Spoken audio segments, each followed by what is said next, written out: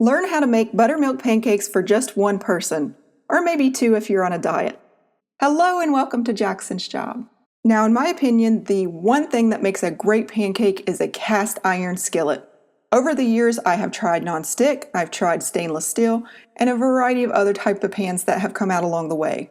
The cast iron skillet, bar none, makes the best, crispiest, fluffiest pancakes. However, if you don't have one, any type of pan will work. Now, when it comes to your utensils, you don't need a lot here. You're going to need a turner or a spatula, as some people call it. You're going to need a fork. I don't recommend using a whisk because a whisk can end up with tough pancakes, so set that aside. Then you're going to need something to scoop the batter out with. You can use a measuring cup or you could use a spoon. And the spoon helps you scrape out all that delicious batter so you don't lose any of it when you are making your pancakes. The ingredients are quite simple. There are some optional ones and we will go over those later. In a large bowl, I have 1 cup of flour, which I weigh out to be 150 grams. I am using all-purpose or plain flour. To that, I'm going to add in 1 teaspoon of sugar, 4 grams. That is completely optional. It just leads to browning and some moisture retention.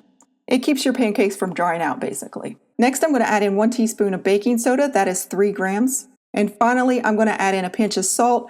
That's 1/8 teaspoon or 0.625 grams.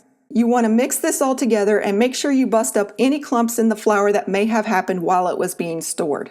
Set this aside and let's get started with our wet ingredients. If you haven't brought your buttermilk and egg to room temperature, now is the time to do it. Failure to do so will end up with excessively lumpy pancakes where you will have bits of flour baked into them. You don't want that.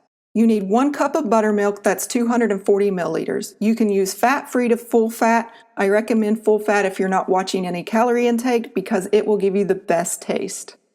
Next, you're going to need 1 large egg, that's 50 grams.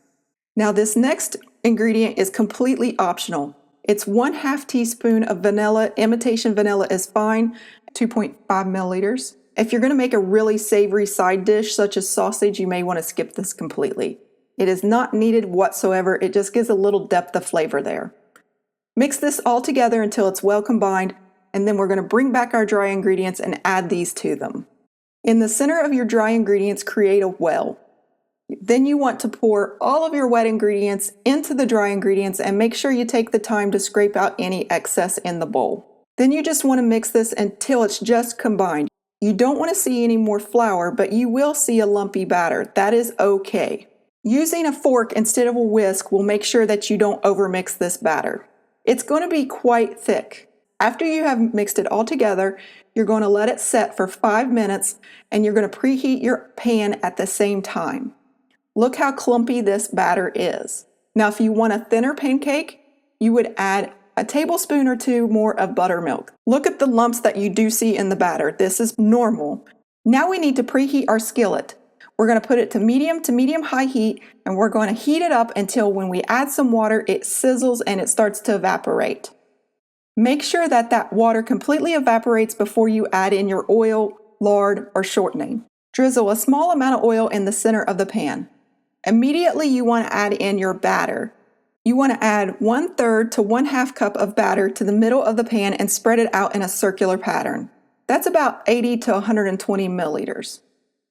Once you have it spread out into a circular form, leave it alone and let it cook 2 to 3 minutes.